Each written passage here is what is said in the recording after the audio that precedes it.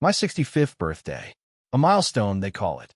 For most men, it's a gold watch, a bad round of golf, and a vague terror of a future filled with daytime television.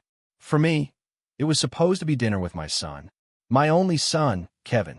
That was all I wanted. In the 5 years since my wife, Eleanor, had passed, these moments were the only currency that still held any value. I pulled my 10-year-old Buick into the driveway of their house in Greenwich, Connecticut. House is the wrong word. It was a monument to modern architecture and dead, a collection of glass and steel cubes that had all the warmth of an operating theater. It didn't smell like a home. It smelled of lemon-scented floor cleaner and ambition. Every surface gleamed under recessed lighting, a sterile perfection that my daughter-in-law, Ashley, curated with the intensity of a museum director. I was carrying a small, square package wrapped in simple brown paper. Inside was a first pressing of a Chet Baker album on vinyl. Kevin and I used to listen to it on Sunday mornings when he was a boy, the gentle melancholy of the trumpet filling our small, comfortable house. It was a piece of a life that felt a million miles away from this glass box. Ashley greeted me at the door with a smile that didn't reach her eyes. Her eyes were always calculating, assessing. Tonight, they assessed my worn corduroy jacket and decided it was, as always, inadequate. "Frank, happy birthday. Come in, come in." Kevin's just finishing a call. He was always just finishing a call. The dinner was an exercise in polite fiction. We talked about Kevin's job at the bank, a recent promotion to vice president that came with more stress, but not quite enough money to comfortably afford the life they were living. We talked about their friends, the stock market, their plans to renovate the kitchen they just renovated 2 years ago. I listened, nodded, and felt myself becoming invisible, a ghost at their marble table. Finally, Ashley raised her wine glass, the crystal ringing with a high, thin sound. "A toast," she announced, "to Frank, 65 years young. We're so glad you could be here." The hesitation was barely perceptible, but I spent a lifetime noticing the things people try to hide. Kevin raised his glass, mumbled, "Happy birthday, Dad," and took a healthy gulp of his Merlot. The gift sat on the sideboard, unopened. The small talk eventually died, suffocated by the unspoken things hanging in the air. I looked at my son, at the expensive haircut and the tailored shirt, and I tried to find the boy who used to fall asleep on my lap listening to jazz. He wasn't there. In his place was a stranger, a man whose anxieties were etched around his eyes. He kept glancing at Ashley, a subtle, almost imperceptible checking for approval. It was then I made my mistake. I tried to force a moment of truth. "Kev," I said, my voice quiet, "that thing Ashley said about being glad I'm here. I appreciate it. But for my birthday, I just want to know one thing. What would you really want? What would be the perfect gift?" A silence fell over the table. It was heavy, absolute. Ashley's perfectly manicured fingers stopped tracing the rim of her glass. She looked at Kevin, and it wasn't a look of love or support. It was a command, a silent, steel-sharp directive. Kevin wouldn't meet my eyes. He stared at his plate, at the smeared remnants of a balsamic glaze. "Come on," I pushed gently. "Anything." He took a deep breath. He finally looked up, but his eyes were hollow. All the life had been drained from them. What was left was Ashley's will, her ambition, her resentment, all borrowing my son's voice. He said it, the 11 words that ended a world. "Dad, honestly, the best gift would be if you just weren't here." The sound in the room didn't change. The soft hum of the Sub-Zero refrigerator, the distant traffic on the Merritt Parkway.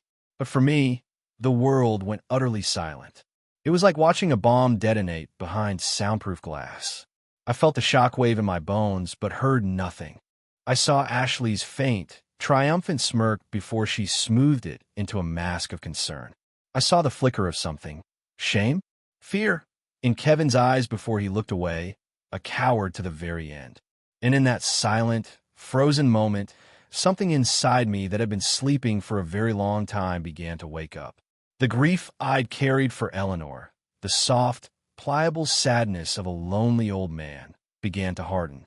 It cooled, compressed, and solidified into something else.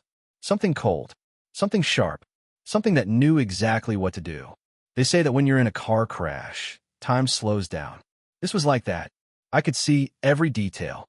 The way Kevin's knuckles were white as he gripped his fork. The tiny droplet of condensation running down Ashley's wine glass. They thought they had just pushed a sad, inconvenient old man out of their pristine life. They had no idea they had just handed Frank, the fixer Peterson, a blank check and a reason to get back to work. I pushed my chair back slowly. The legs scraped against the polished concrete floor, the sound unnaturally loud in the silence. I stood up. "Okay," I said. My voice was calm. Too calm. It was the voice my old clients used to fear. The one that came right before fortunes were unmade. "I understand." I walked to the door, leaving my jacket on the chair, leaving the unopened gift on the sideboard. I didn't look back. As I stepped out into the cold Connecticut night, the grief was gone. In its place was a crystalline, diamond-hard clarity of purpose. My son had made a birthday wish, and I was, above all else, a father who gives his children what they truly deserve. The drive home was a blur of headlights and taillights, painting streaks across the windshield. The 10 miles of the Hutchinson River Parkway between their world and mine might as well have been 1,000. I wasn't just driving away from their house. I was driving back through time toward a version of myself I had promised Eleanor I would leave behind forever. "Take care of our boy, Frank," she'd said in those last, whispered days, her hand frail in mine. "Don't let the world make him hard. Keep him safe." I had promised. For 5 years, I had kept that promise. I had swallowed my opinions, held my tongue as I watched Ashley systematically replace every piece of Kevin's personality with her own shallow ambitions. I had played the part of the doting, slightly befuddled old man. I had done it all for Eleanor. But as I turned the key in the lock of my own front door, the promise felt different. It felt like a contract whose terms had been violated. The boy Eleanor had asked me to protect was gone. A stranger was living in his skin, speaking with his voice. And protecting that stranger? That wasn't part of the deal. The cold fury that had been born at that dinner table was now settling into something much more dangerous. Purpose. My house was the complete opposite of theirs. It didn't gleam, it glowed. It was filled with old wood, worn leather, and the faint, lingering scent of Eleanor's lemon verbena soap. It was a house built on memories, not mortgages.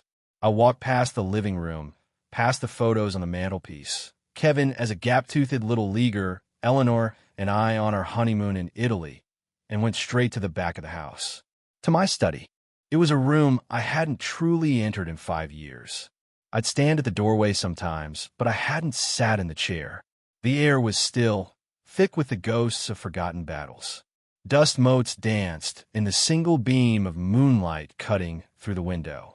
This room was the nerve center of my old life. The life where I wasn't Frank Peterson, retired accountant.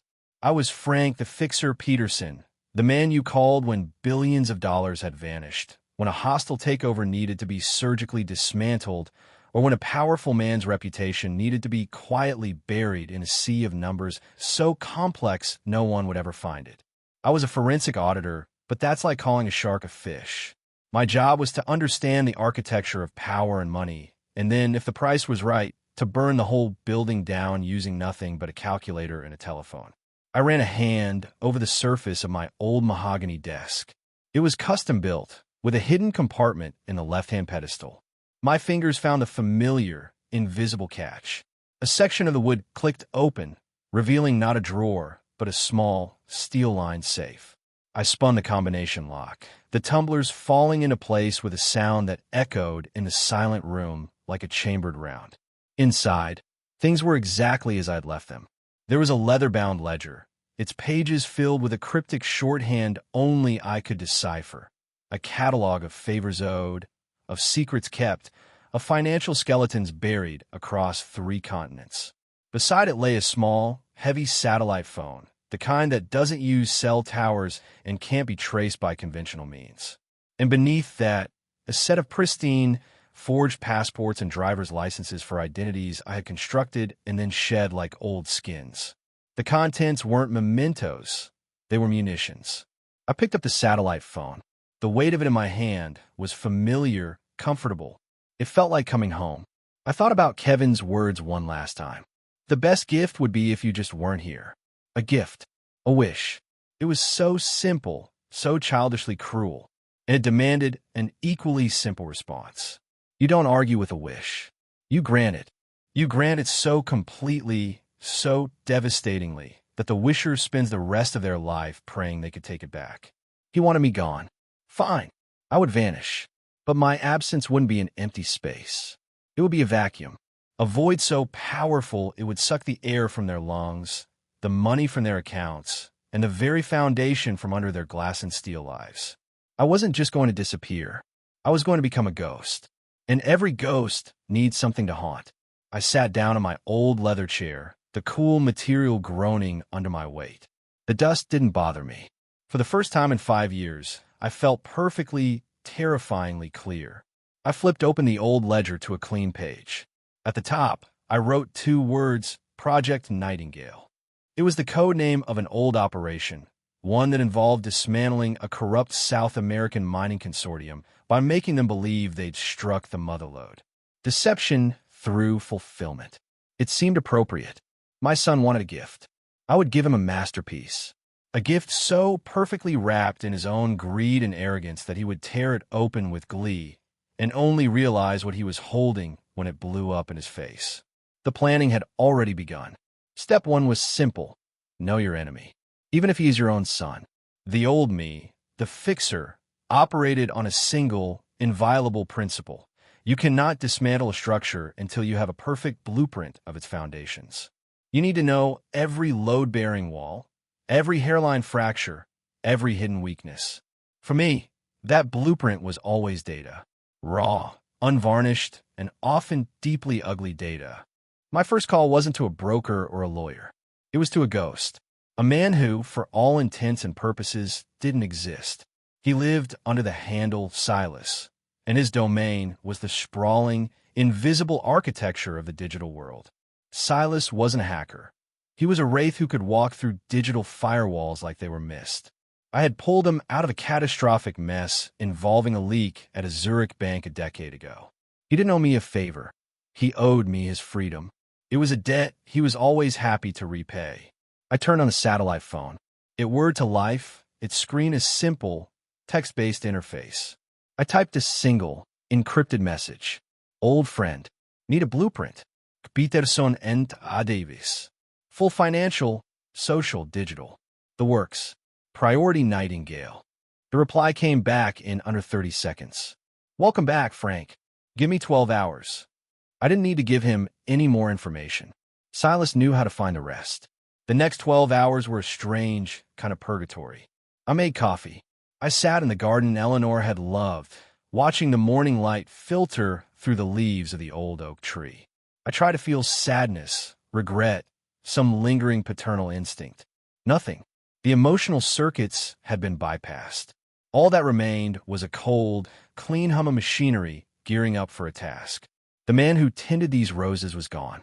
The man sitting on the bench was a strategist waiting for his reconnaissance report. Just before noon, the satellite phone buzzed. A data package had arrived. It wasn't a spreadsheet or a PDF. It was a fully interactive, three-dimensional model of my son's life, a digital dollhouse built from stolen data streams. Bank statements, credit card bills, encrypted text messages, social media metadata, GPS logs, even the shopping history from their Amazon account. Silas hadn't just given me a blueprint. He'd given me the keys to the building. I spent the next 4 hours immersed in the architecture of their ruin. It was worse than I thought. It was a masterpiece of financial self-delusion. Kevin's vice president's salary, while substantial to most, was a mere bucket against the tidal wave of their expenses. The $3.2 million Greenwich house had a staggering $2.4 million mortgage against it, with an adjustable rate that was about to adjust. They weren't paying it down.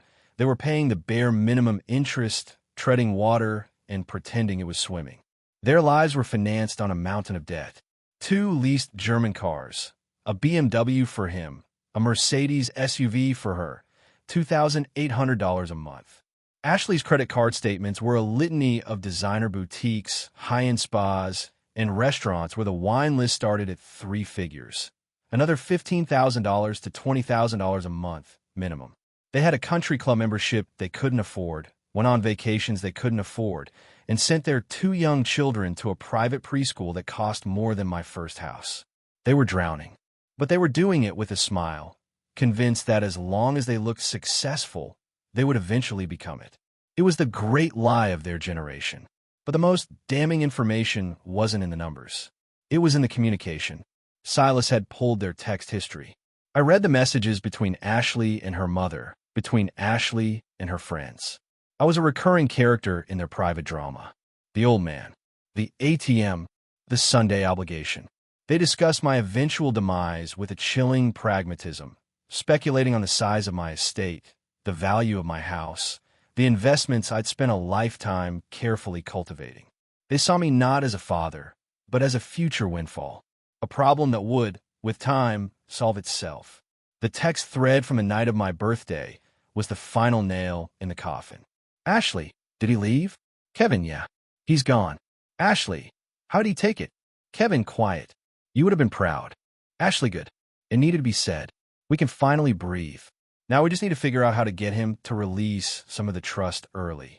The Dalton assessment is next month. My blood ran cold. The trust. Eleanor and I had set up a trust for our grandchildren, a carefully structured fund that would pay for their education and give them a start in life. It was ironclad, untouchable until they turned 25. The idea that they were already plotting how to crack it open, to steal from their own children's future to fund their present. It was a level of moral bankruptcy I hadn't anticipated. I leaned back in my chair and closed my eyes. The diagnosis was clear. The disease wasn't just debt. It was a deeper sickness, a rot of character. They weren't just greedy, they were parasitic. They believed they were entitled to a life they hadn't earned, and they were willing to consume anyone, even their own family, to maintain the illusion. And I finally understood their true weakness. It wasn't the mortgage or the credit card bills. It was their desperate, all-consuming need for validation. Their fear of being seen as ordinary. They didn't just want to be rich. They needed, on a primal level, to appear rich to others. Their social status was the sun around which their entire universe revolved. And that gave me the point of leverage. I couldn't just solve their financial problems. That would be a temporary fix. They'd see it as a victory, a confirmation of their methods. No, I had to give them a path to what they thought they wanted, a path that would lead them to a cliff of their own making. I needed to build them a beautiful, gilded ladder, and then watch as they climbed it, rung by rung, toward their own spectacular, self-inflicted oblivion. I picked up the sat phone again and sent a new message to Silas. Blueprint received. Perfect. Now, we build a Trojan horse. Codename, Elysian Fields Capital. The concept of the Trojan horse is simple. You don't break down the city walls. You build something so beautiful, so irresistible, that the enemy willingly opens their gates and drags their own destruction inside. For Kevin and Ashley, the ultimate prize wasn't just money. It was exclusivity, the velvet rope, the members-only club, the secret that only the truly powerful and wealthy get to share. My Trojan horse would be a hedge fund, but not just any hedge fund. It would be a phantom, a masterpiece of financial fiction, built from the digital smoke and mirrors that Silas could conjure and the psychological principles I knew so well. I named it Elysian Fields Capital. The name itself was a subtle, cruel joke. Elysian Fields, the final resting place for the souls of the heroic and virtuous in Greek mythology. For them, it would be a graveyard for their ambitions. I spent 2 days locked in my study, fueled by black coffee and a cold, meticulous rage, architecting the trap. This wasn't about simply creating a fake website. This was about building a legend. First, the backstory. Elysian Fields Capital, I decided, would not be a new fund. New funds are for suckers. It would be an old, secretive, family-run office out of Geneva, one that had been quietly managing the fortunes of old European money for decades. It was now, for the first time, selectively opening its doors to a handful of New World pioneers from Silicon Valley and Wall Street. The minimum investment? $5 million. But for a select few, introduced by a trusted founding family contact, a smaller initial position could be secured. I sent the narrative to Silas. His reply was immediate. Love it. Old world mystique meets new tech greed. It's perfect. I'm building the digital infrastructure now. While Silas worked his magic, I focused on the physical details. The tactile reality of the trap. People like Ashley don't just believe what they see online. They believe what they can touch. The weight of expensive paper stock. The scent of real leather. I made another call, this time on a clean burner phone, to a man in a dusty print shop in Brooklyn's warehouse district. His name was Leo, and he was an artist whose medium was ink, foil stamping, and forgery. Leo could replicate a 17th century watermark or create a corporate prospectus that felt like it had been hand-delivered by God. I commissioned a full branding package for Elysian Fields Capital. Heavy, cream-colored letterhead with a discreet, embossed logo, a stylized EFC that hinted at old-world crests. A prospectus binder bound in dark green Florentine leather, the kind that makes a soft, expensive sigh when you open it. The pages inside would be filled with financial jargon, so dense, and charts, so beautifully rendered that they would inspire awe, not scrutiny. It was designed to be intimidating, to make the reader feel like they weren't smart enough to question it. Meanwhile, Silas was weaving the digital ghost of Elysian Fields into the fabric of the internet. He didn't just build a website. He built a digital ecosystem. He backdated articles in obscure European financial journals, mentioning EFC in passing as a quiet giant. He created ghost profiles on LinkedIn for a handful of fictional fund managers with impeccable pedigrees from places like INSEAD and the London School of Economics. He even manipulated search engine algorithms so that any deep dive searches would yield a curated trail of breadcrumbs, all leading to the same conclusion. This was real, this was exclusive, and you were lucky to have even heard of it. The masterstroke was the performance reports.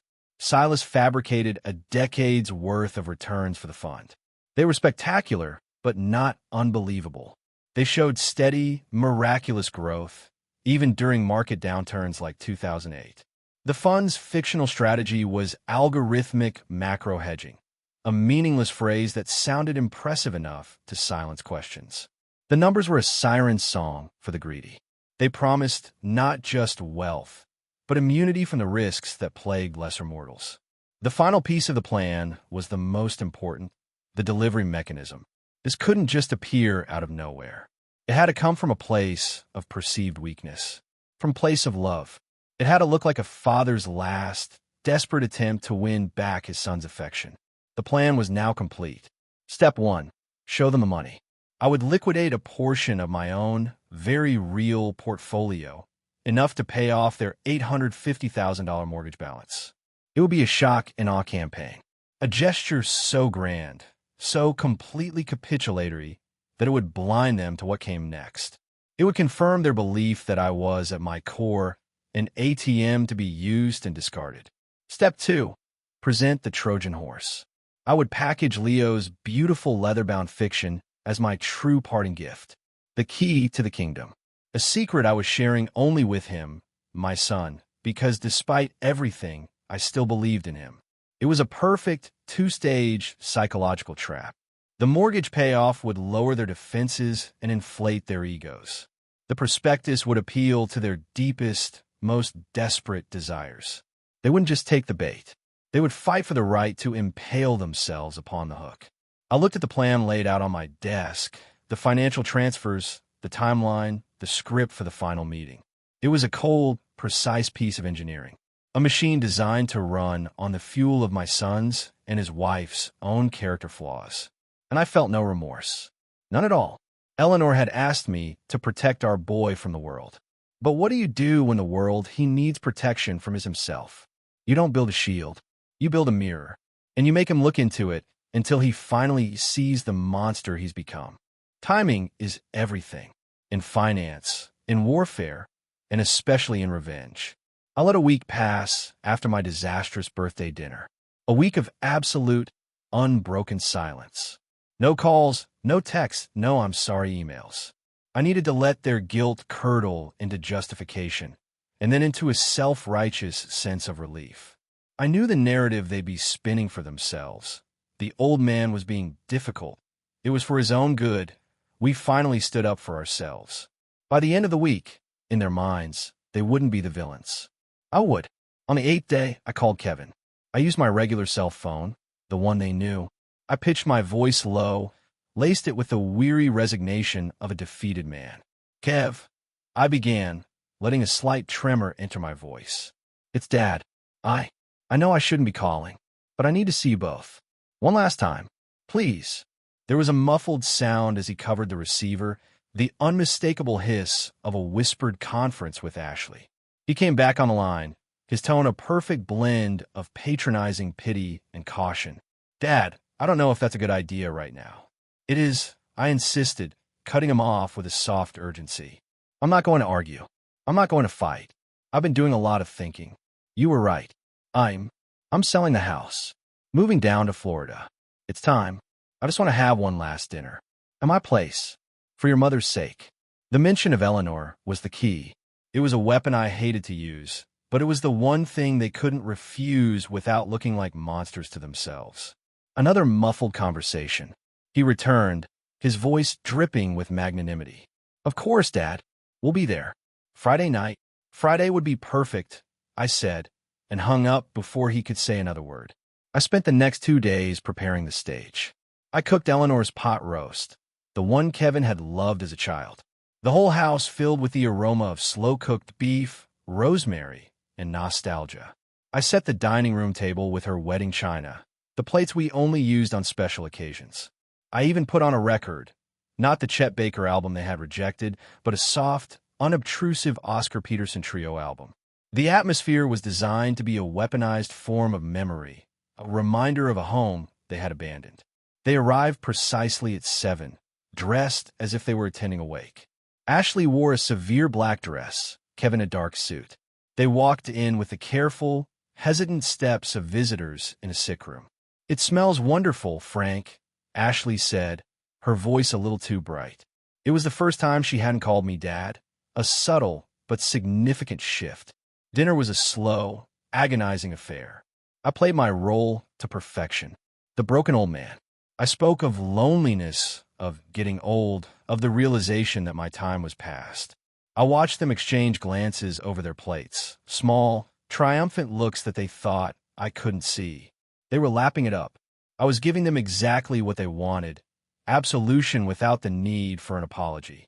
Finally, after I'd cleared the plates, I brought out 3 glasses and a bottle of Macallan 18, my best scotch.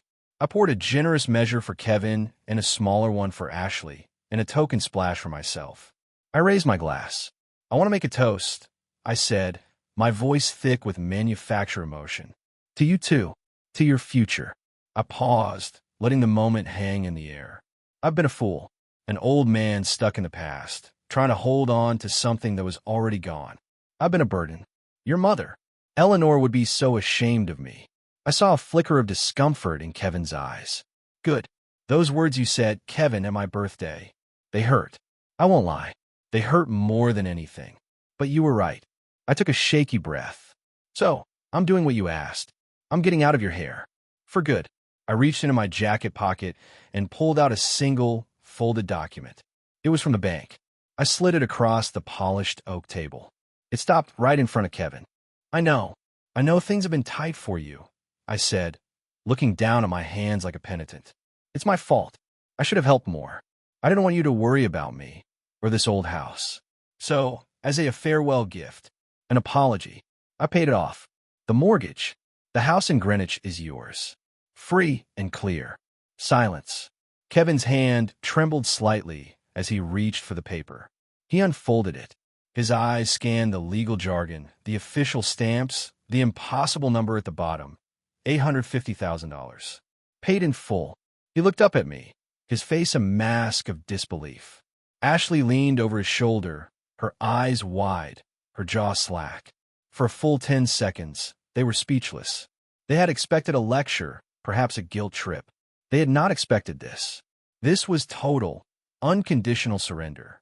Dad, I don't know what to say, Kevin stammered. Don't say anything, I said, waving a dismissive hand. It's done. I just want you to be happy, to be secure. It's what your mother would have wanted. Ashley was the first to recover. Her calculating mind was already spinning, processing the implications. No mortgage payments. Hundreds of thousands in immediate equity. The Dalton School assessment was no longer a problem. The new kitchen renovation was back on the table. A triumphant, predatory light ignited in her eyes. She placed a hand on Kevin's arm, her perfectly manicured nails pressing into his sleeve. "Frank," she said, her voice now warm, syrupy, "this is incredibly generous. We're speechless. We were so worried about you." It was a lie so blatant, so audacious, it was almost beautiful. I watched them, my heart a cold, still stone in my chest. They were celebrating. They believed they had won. They had pushed the old man, and he had crumbled, showering them with gold. They were so busy congratulating themselves, they didn't even notice the sound of the city gates creaking open. They didn't see the massive, beautiful, gift-wrap horse I was preparing to wheel inside. The first stage of the trap had been sprung, and they had welcomed it with open arms. Victory has a taste. For Ashley and Kevin, it tasted like expensive champagne and the sudden, exhilarating absence of financial anxiety. They stayed for another hour after my revelation, their demeanor transformed. The cautious, funereal tension evaporated, replaced by an effusive, almost manic warmth. They were my best friends now. They asked about my plans for Florida with a genuine seeming interest that was nauseating. Ashley even hugged me on their way out, a brief, brittle embrace that felt like ice. "We'll call you every day, Frank," she promised, her eyes glittering. "You have to come and visit us for Christmas. We'll fly you up." Of course, I lied, smiling a tired, benevolent smile. "We'll see." I watched from the doorway as the red taillights of their BMW disappeared down the street. The moment they were gone, the mask dropped from my face. The performance was over. I walked back into the dining room, the scent of their cheap triumph hanging in the air. I gathered the plates, the glasses, and scraped the remnants of Eleanor's pot roast into the trash. The house felt violated. I slept for a solid 8 hours, a deep, dreamless sleep of a man whose mission is underway. The next morning, I woke with the sun. It was Saturday. I knew their routine. Saturdays were for performative family time. A trip to the organic farmers market in Old Greenwich, followed by a late brunch at a place where a single waffle cost $30. They would be out of their glass house from 10 until at least 2. A perfect 4-hour window. At 11 o'clock, I drove to their neighborhood. I didn't take my Buick. I took an anonymous gray sedan I kept in a rented storage unit for just such occasions. I parked 3 streets away and walked, carrying a slim, elegant leather briefcase. I had a key to their house. They'd given it to me years ago for emergencies. I'd never used it. Until today. Letting myself into their home was a surreal experience. The silence was different from the silence in my own house. Mine was a silence of peace and memory. Theirs was the silence of a showroom after closing time. Cold, impersonal, and smelling faintly of Ashley's expensive French perfume. I walked directly to the heart of their home, the massive, white marble island in the center of their kitchen. It was their altar. It was where they signed the checks, opened the mail from the private school, and displayed their status symbols. It was the perfect stage for the second act. From my briefcase, I removed 2 items. The first was the official, notarized bank document confirming the satisfaction of their mortgage. I placed it squarely in the center of the island. It was the proof of their victory, the validation of their cruelty. I wanted them to see it first, to let that wave of smug satisfaction wash over them. The second item was the Trojan horse. It was the prospectus for Elysian Fields Capital. Leo had outdone himself. The binder was a work of art, bound in dark green leather that was cool and supple to the touch. The embossed logo was subtle, elegant. It didn't scream money, it whispered it, which is far more effective. The sheer physical presence of the thing commanded respect. I opened the binder to the first page. Inside, tucked into a leather sleeve, was a single sheet of my own heavy, cream-colored personal letterhead. I had spent hours crafting the note, writing it by hand with a fountain pen. Every word was chosen with surgical precision, designed to bypass their logic and speak directly to their vanity and greed. It read, Kevin, last night was about closing a door on the past. This is about opening a door to your future. I know I haven't been the father I should have been lately. I've been stuck, but I've never stopped believing in your talent. You have a brilliant financial mind, but you're trapped playing in the minor leagues. You deserve a bigger stage. Years ago, I did a significant favor for a very powerful family in Geneva. They owe me. They run a small, private fund, the kind of place you never read about because the people involved don't need the publicity. It's called Elysian Fields Capital. It's the real deal, son. The kind of wealth that builds dynasties. They have never taken on an outside partner from the U.S. before. I called them my marker. I told them about you. I vouched for you. They have agreed to open a single probationary slot. The documents in this binder will explain everything. This is a one-time offer, a chance to get in on the ground floor of something extraordinary. Don't let this slip away. This is how you build an empire. This is your chance to show them all. I have always been proud of you. Dad, I folded the note and placed it on top of the closed binder.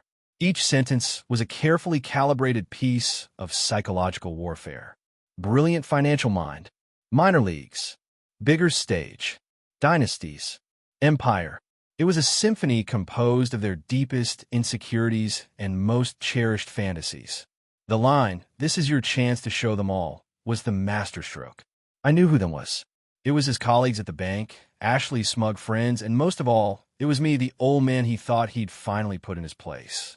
I stood there for a moment, looking at the two items lying on the cold, white marble. The paid-off mortgage, a gift of freedom. The leather binder, a gift of bondage, disguised as an opportunity. One was the bait. The other was the hook. I took one last look around the sterile, beautiful house. It was a cage they had built for themselves, and they didn't even know it. I was just about to hand them the lock and key. I let myself out, making sure the door clicked shut behind me. I walked away without looking back. The trap was set.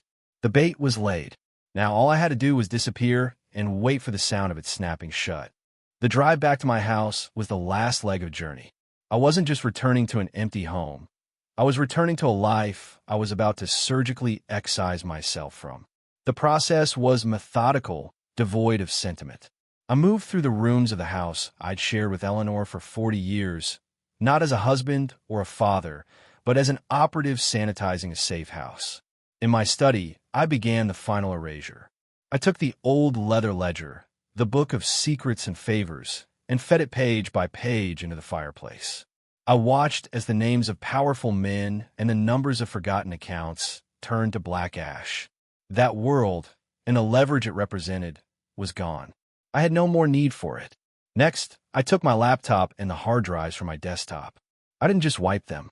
I used a military-grade degaussing magnet, then physically drilled a hole through each platter. The digital ghost of Frank, the fixer, Peterson, was exorcised. The only computer I was taking with me was a brand-new, encrypted laptop that had only ever been connected to the internet through a secure VPN routed through 3 different countries. My personal life was next. I packed one suitcase, not with the tired clothes of a Connecticut retiree, but with lightweight, practical things suitable for a warm climate. I took 3 photographs, one of Eleanor on our wedding day, one of Kevin as a boy on my shoulders at a Yankees game, and one of the 3 of us on the porch of this very house, a snapshot of a life that was now officially over. They went into the hidden pocket of the suitcase. The final act was the phones. I took the burner I had used to call Leo, the old satellite phone that connected me to Silas, and my everyday cell phone, the one my son had on his contact list. I placed them all on the anvil in my workshop, put on a pair of safety goggles, and pulverized them with a sledgehammer. The sharp crack of plastic and shattering of silicon was the most satisfying sound I had heard in years. It was the sound of chains breaking. By midnight, the house was clean. My will was in order, leaving the house and my remaining, legitimate assets to a charitable trust in Eleanor's name. Kevin and his children were provided for by the existing ironclad trust one had set up years ago. He would get nothing more. My lawyer had his instructions. I was to be considered missing, and after the legally required period, presumed dead. There would be no search, no fuss. I walked through the house one last time, my hand trailing along the familiar walls. I wasn't sad. The house wasn't a home anymore. It was a museum of a dead life. The man who lived here had died 5 years ago with his wife. The ghost who remained had finally finished his business.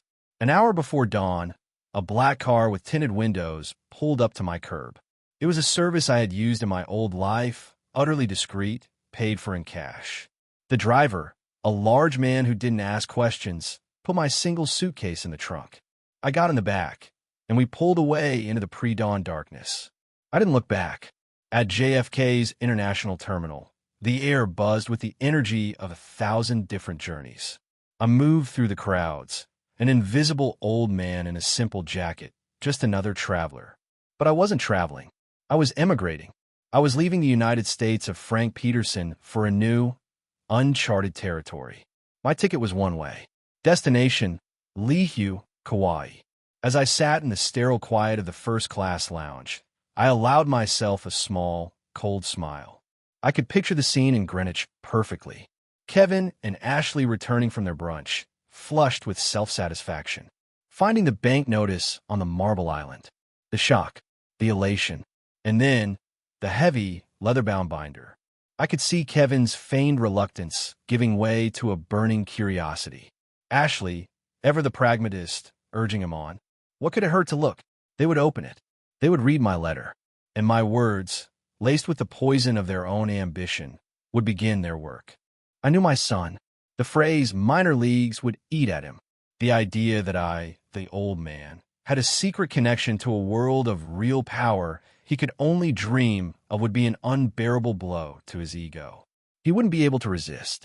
The need to prove me wrong, to prove he was the financial genius I described, would be overwhelming. Ashley would see the numbers, the fabricated returns, and her greed would eclipse any lingering caution. They thought I had disappeared to Florida to wither away in the sun. A sad, defeated old man. They had no idea I was sitting in an airport, sipping a perfectly brewed espresso, having just set a time bomb on their kitchen table. I hadn't run away from them. I had liberated myself. The boarding call for my flight echoed through the lounge. It was time. On the plane, as we taxied down the runway, I looked out the window. The gray sprawl of New York City slid past. It was a city of towers built on ambition and debt, a perfect metaphor for the life I was leaving behind. The engines roared, and the plane lifted into the air, banking south over the Atlantic before turning west. I thought about what I was doing. There was a profound cruelty to it, a coldness that still felt foreign to the man who had raised a son and loved a wife. But true justice isn't about anger or emotion. It's about balance. It's about letting the scales settle where they may. Kevin and Ashley had put a price on my existence, and it was the price of their mortgage. I had accepted their valuation. In return, I was giving them an opportunity to discover their own true worth. I leaned my head back against the seat and closed my eyes. For the first time in 5 years, I felt a sense of peace. The fixer was retired. For good. The man flying to Hawaii was someone new. He was just a ghost, waiting to see what would grow in the space he had left behind. Kauai was not a place for ghosts. It was violently, insistently alive. The air was thick with the scent of plumeria and salt, and the colors were so vibrant they hurt the eyes. The impossible green of the mountains, the deep, churning blue of the Pacific. I rented a small, modern house built on a cliff overlooking Hanalei Bay. It was made of glass and dark koa wood, not unlike my son's house in Greenwich. But here, the glass didn't frame a manicured lawn. It framed an endless, untamable ocean. I established a new rhythm. I woke with the sun. I learned to surf, my aging body protesting, but my mind finding a strange, meditative peace in the rhythm of the waves. I read books, listened to jazz, and learned the names of the local fishermen. I was Mr. Glass, the quiet man from the mainland. No one asked questions. In Hawaii, your past is your own business, as long as you treat the islands with respect. For 2 months, I had no contact with my old world. It was a cleansing. The cold anger that had fueled my departure began to dissipate, replaced by a quiet, observational detachment. I was no longer a player in the game. I was a spectator, watching from a very, very distant skybox. Then, one evening, as I was watching the sunset paint the clouds in shades of orange and purple, my encrypted laptop chimed. It was a sound I hadn't heard since I'd arrived. A message from Silas. It contained no text, just a single, secure link. I clicked it. It opened a private, untraceable portal to a folder of documents he had compiled. Financial statements, wire transfer confirmations, intercepted emails. My quiet detachment evaporated. A cold, clinical interest took its place. They had swallowed the hook. Not just swallowed it, they had inhaled it. The documents told a story of escalating greed that was almost breathtaking in its foolishness. The first wire transfer to the offshore account Silas had set up for Elysian Fields Capital was for $250,000. It was the money they were now saving on mortgage payments, plus a chunk of their savings. It was a test, a toe in the water. Silas, playing the part of the discreet Swiss fund administrator, had responded with a beautifully fabricated account statement showing an immediate, almost unbelievable 8% return in the first month. He had also sent a polite but firm email reminding Mr. Peterson that his position was probationary and that larger capitalizations would be given priority in the fund's most promising algorithmic ventures. That was all it took. The fear of missing out, the most powerful drug on Wall Street, had kicked in. The second wire transfer was for $1.2 million. They had done it.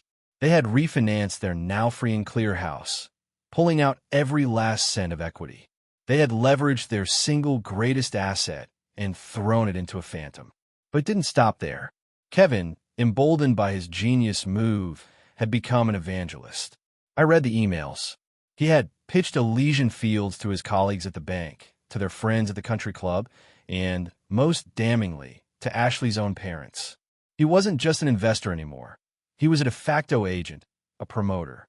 He was selling the dream, positioning himself as the gatekeeper to this exclusive world. He was bringing them all into his inner circle. The email to Ashley's father, a retired dentist named Dr. Davies, was a masterpiece of arrogant condescension. Kevin explained that he was offering his father-in-law a once-in-a-lifetime opportunity to get his lazy money working, a chance to step up to the big leagues. Dr. Davies and his wife had wired their entire retirement savings, $1.8 million, to the Elysian Fields account. In total, Silas's folder showed that Kevin and Ashley had funneled just over $5.4 million into the Ghost Fund. Their own money was a fraction of it. The rest belonged to their friends, their family, their entire social ecosystem. They hadn't just bet their house. They had bet their whole world, all on a beautiful lie I had constructed on their kitchen table. I closed the laptop. I walked out onto the lanai, the warm night air washing over me. The moon was a perfect silver disk over the bay. I had built the trap to catch a rat. I hadn't expected him to invite every other rat in the neighborhood to the feast. He had made himself the linchpin, the guarantor. He had put his own name and reputation on the line, assuring everyone of the fund's legitimacy. He had personally vouched for a ghost. In doing so, he had transformed my private, focused act of revenge into a potential community-wide catastrophe. He had multiplied his own sins, and in doing so, he was about to multiply his own punishment tenfold. I felt a strange, hollow feeling in my gut. It wasn't guilt. It was awe. Awe at the sheer, destructive power of human vanity. I had set a fire, expecting it to burn down a single, ugly house. But Kevin and Ashley had poured gasoline all over the neighborhood and were now standing in the middle, ready to strike a match and call it a victory party. The slow crash I had engineered was about to become a spectacular, multi-car pileup, and they were in the driver's seat. The next 6 months were the golden age of Kevin and Ashley Peterson. From my remote vantage point, I watched their ascent through the curated lens of their social media, which Silas had given me read-only access to. It was like watching a nature documentary about a species doomed for extinction, blissfully unaware of the coming asteroid. Their digital footprint became a grotesque monument to their perceived success. There were pictures of a new Porsche 911, leased, in the driveway next to the Mercedes SUV. photos from a whirlwind impromptu trip to St. Bart's. Ashley's posts became a relentless barrage of luxury. Designer bags, Michelin-starred dinners, front-row seats at Fashion Week. They weren't just living a lie. They were broadcasting it in high definition. All of this was funded by the profits from Elysian Fields. Every month, Silas would send them a statement showing incredible fictional gains. Their initial $5.4 million investment had, on paper, ballooned to over $9 million. They felt invincible, godlike. They started making small, symbolic withdrawals to fund their lifestyle, and Silas, following my instructions, would approve them instantly. It was the classic pyramid scheme tactic: pay out the early winners to solidify confidence and lure in more capital. Kevin, meanwhile, was becoming a minor celebrity in the Greenwich financial circles. He quit his job at the bank, unable to stomach the minor leagues any longer. He started referring to himself as a private wealth manager or a liaison to a Geneva family office. He was a king without a kingdom, a fraud ruling over a court of fools who had entrusted him with their futures. He was also becoming reckless. The emails Silas intercepted showed him growing dismissive, almost contemptuous, of his clients. When a friend from the country club asked for a detailed prospectus on the fund's specific holdings, Kevin replied with a curt, arrogant email. Elysian Fields doesn't cater to micromanagement. You're either in or you're out. The results speak for themselves. He believed his own myth. He was a financial savant, the golden boy. He had taken his inheritance, his freedom from me, and multiplied it. I gave the order to Silas on a Tuesday morning, exactly 8 months after my departure. The signal was a single word: decay. The slow crash began, not with a bang, but with a whisper.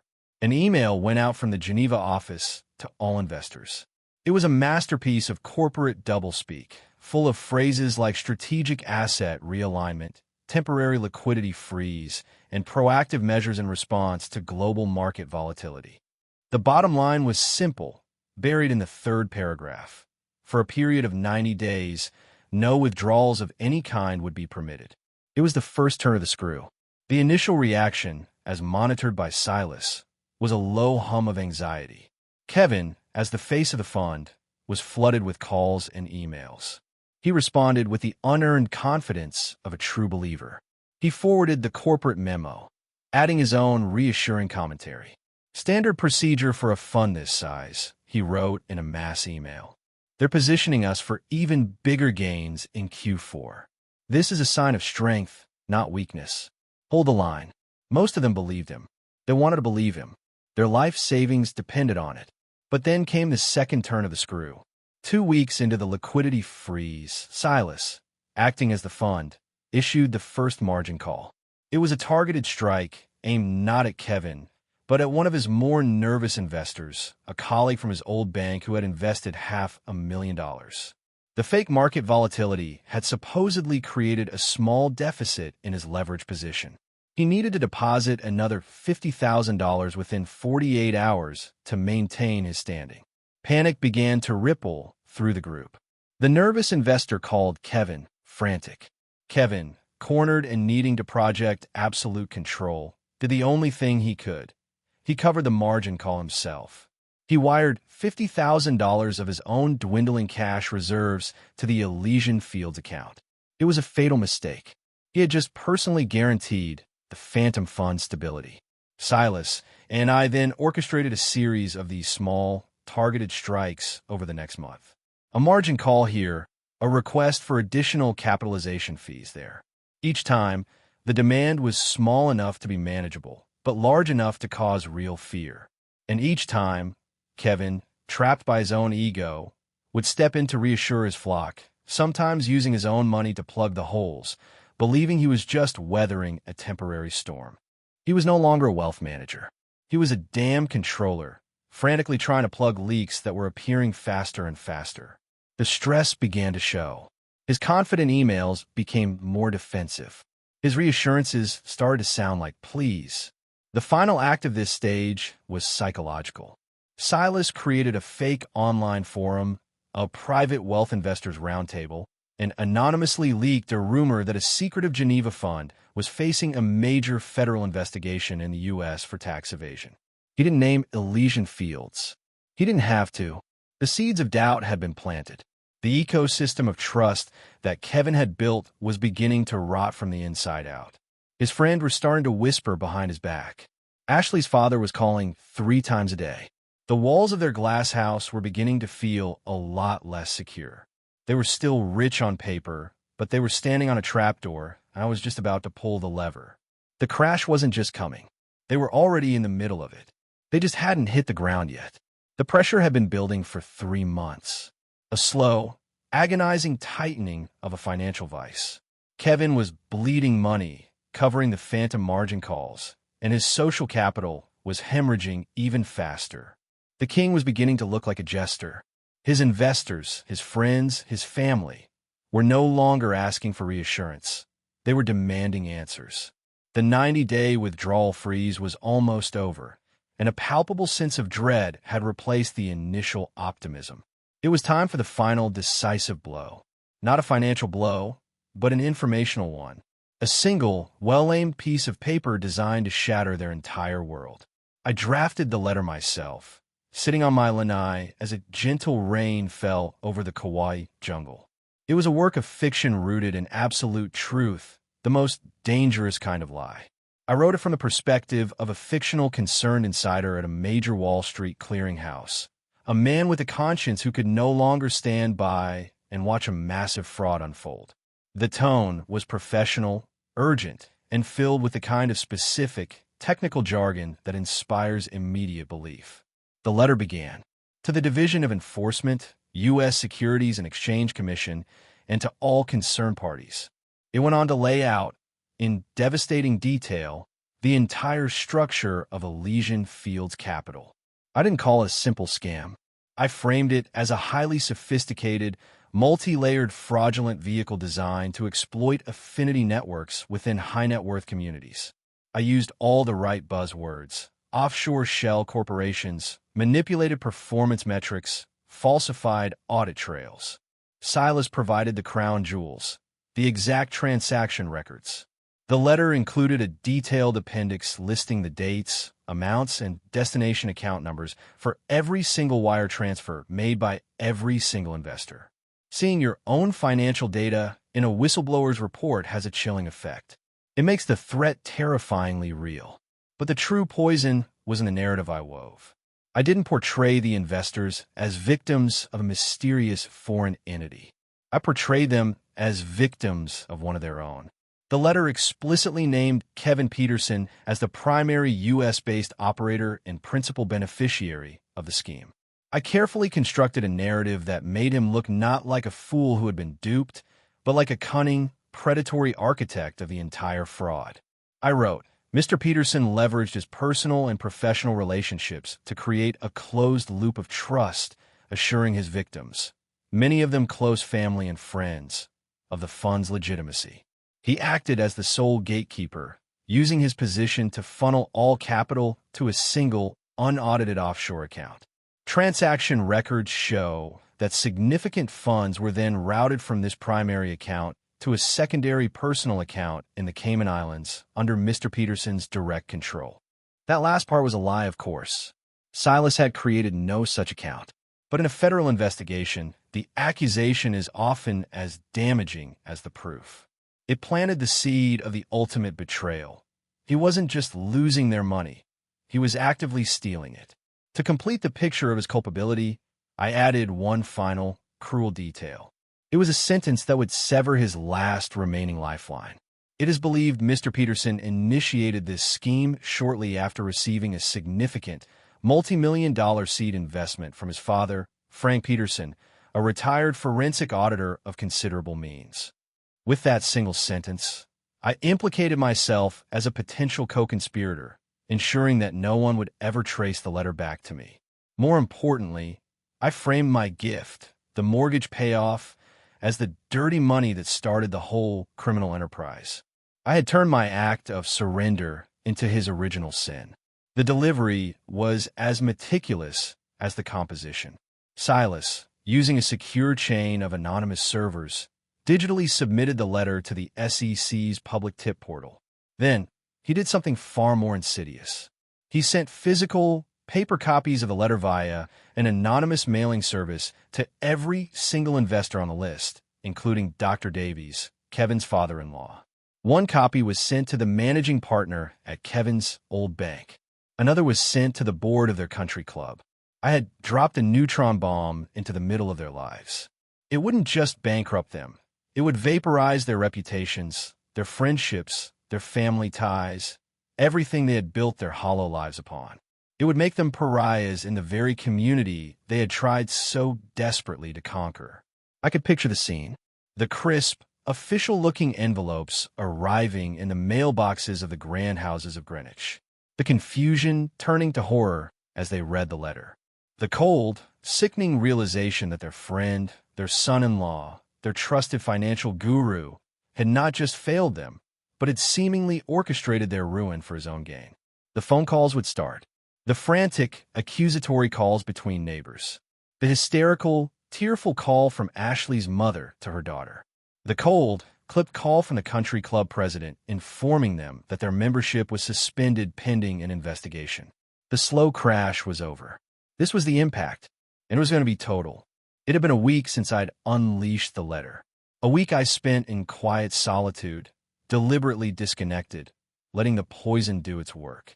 I knew it would take time for the shock waves to travel, for the social and legal machinery to grind into motion.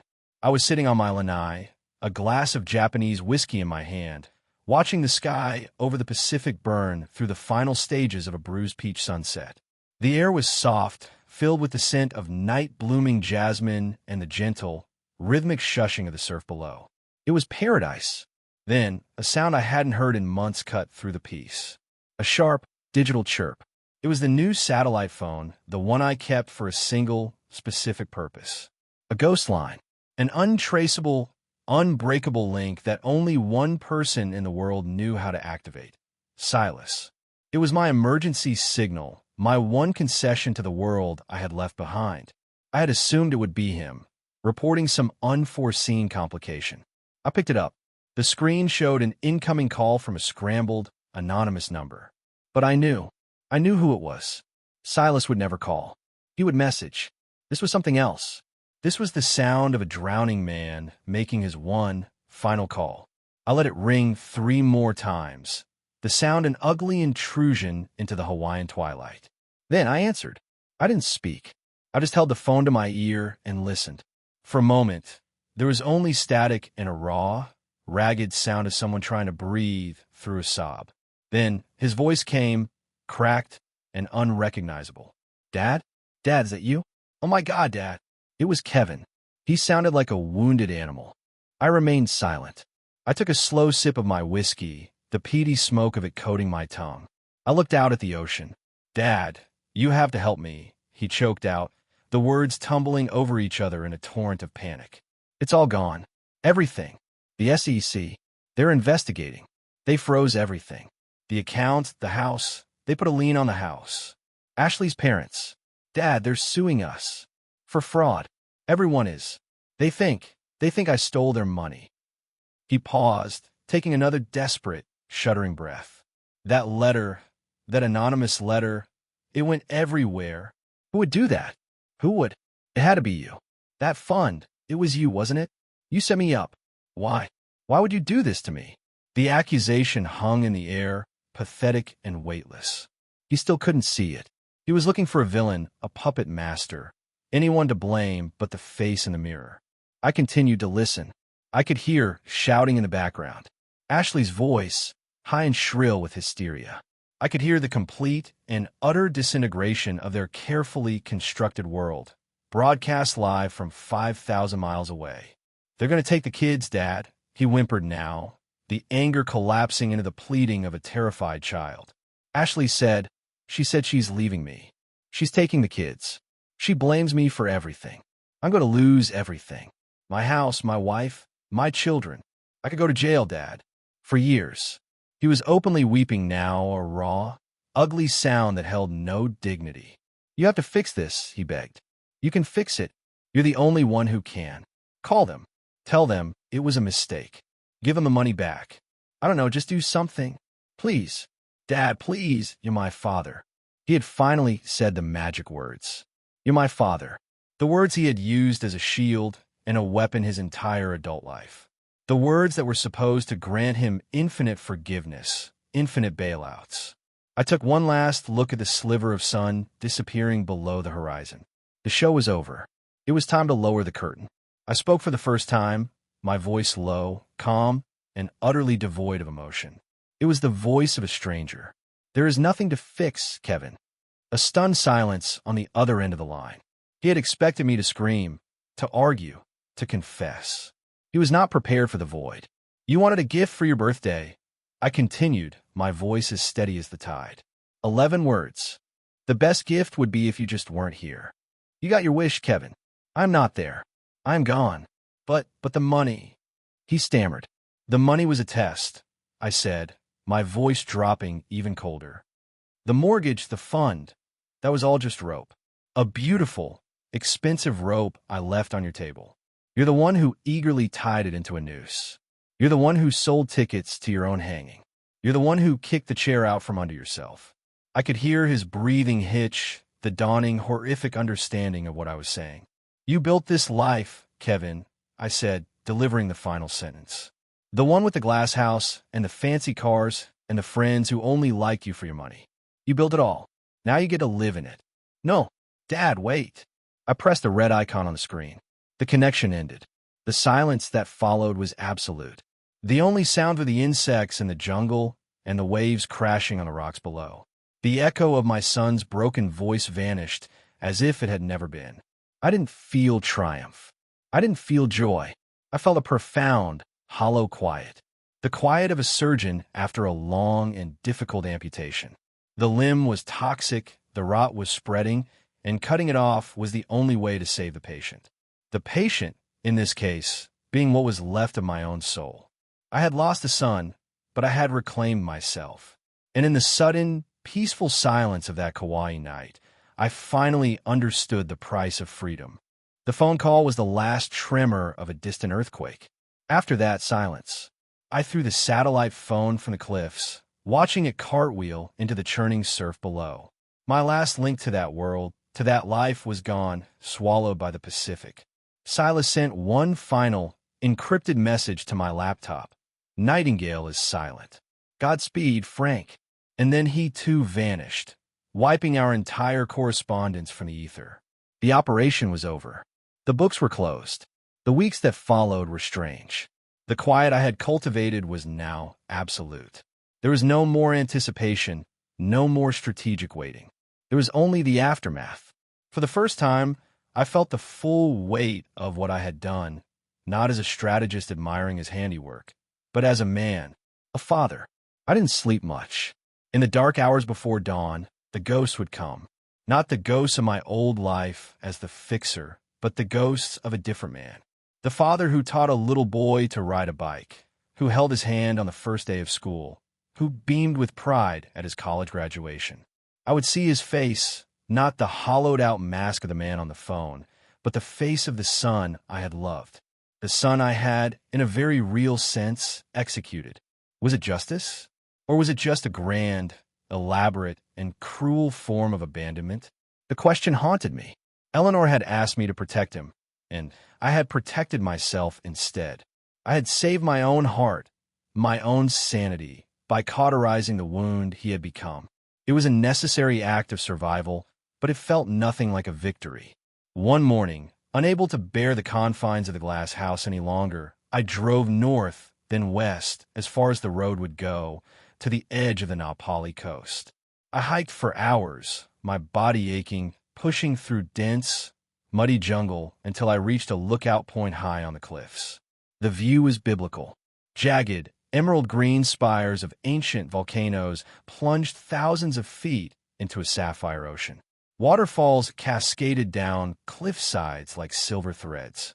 It was a landscape of raw, brutal, and breathtaking beauty, a place that had existed long before men and their petty griefs and would exist long after. I sat there for the rest of the day, watching the light change, watching the seabirds ride the updrafts. I thought about the architecture of things, of mountains, of families, of financial schemes. Everything has a foundation, a structure, and everything, given enough pressure or a fatal enough flaw, can collapse. My son's foundation was built on sand, on the need for approval, on the fear of being seen as ordinary. The first tremor of real pressure, and the whole edifice had crumbled into dust. Perhaps I hadn't destroyed him. Perhaps I had simply held up a mirror and forced him to see the ruin he had already built for himself. As the sun began to set, casting long, dramatic shadows across the coast, I felt a shift inside me. It wasn't forgiveness, and it wasn't absolution. It was acceptance, a quiet, melancholy understanding that some things cannot be fixed. Some promises, despite our best intentions, are broken by life itself. I had promised Eleanor I would protect our son, but I couldn't protect him from the man he had chosen to become. I had given him a gift on his birthday, the gift of my absence, but I had left another gift on his kitchen table, a more profound one. I had left him the truth, a devastating, life-altering truth about himself, delivered in the language he best understood, the language of catastrophic loss. Whether he would ever learn from it, whether he could ever rebuild anything real from the wreckage, was no longer my concern. My part in his story was over. I stood up, my joints stiff, and began the long hike back to my car in the fading light. I didn't feel happy. I didn't feel sad. I felt empty, but it was a clean emptiness, a blank slate, the kind of quiet that comes after a storm has passed, leveling everything and washing the world clean. Back in my glass house on the other side of the island, I made myself a simple dinner. I put on a record, the Chet Baker album I had tried to give Kevin on my birthday. The sound of the lonely, gentle trumpet filled the room. This time, it didn't sound like a memory of a lost son. It sounded like a song for a man who was finally, completely, and irrevocably free. They say the best gift is one given from the heart. My heart was broken, and it was scarred. But for the first time in a very long time, it was my own. And as I sat there, listening to the music in the ocean, I realized that sometimes to save your own heart, you have to cut out the parts that have become poison, even if that poison carries your own name.